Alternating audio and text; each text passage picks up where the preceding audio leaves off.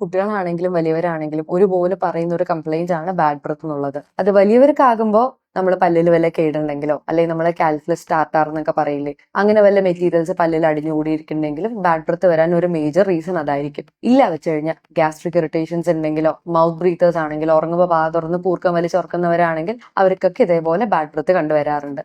പക്ഷെ വലിയവർ നമ്മളാവുമ്പോൾ നമ്മൾ കുറച്ച് പ്രോപ്പറായിട്ട് മൗത്ത് വാഷസ് യൂസ് ചെയ്യുക, അതിന്റെ കുറച്ച് കൺസേൺഡ് ആയിരിക്കും, നമ്മളത് നോക്കി കണ്ടുപിടിച്ച് അതിന് ട്രീറ്റ്മെന്റ് ചെയ്യാൻ റെഡിയാവും. പക്ഷെ കുട്ടികൾക്കാകുമ്പോൾ അങ്ങനെയല്ല കാര്യങ്ങൾ. ചെറിയ ചെറിയ പല്ലിൽ കേടുണ്ടെങ്കിൽ അതിൻ്റെ ഫുഡ് മെറ്റീരിയൽസ് വന്നു തന്നാൽ കുട്ടി നേരെ ക്ലീൻ ചെയ്യില്ല.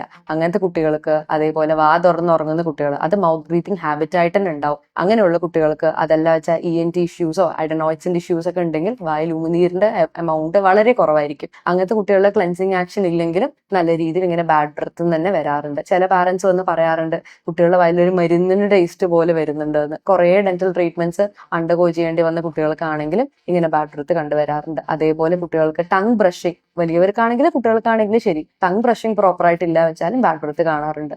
അപ്പോൾ നിങ്ങളുടെ റീസൺ എന്താണെന്ന് കണ്ടുപിടിച്ചിട്ട് അതിനുള്ള ട്രീറ്റ്മെന്റ്സ് ചെയ്താലേ ഇത് ശരിയാവുള്ളൂ.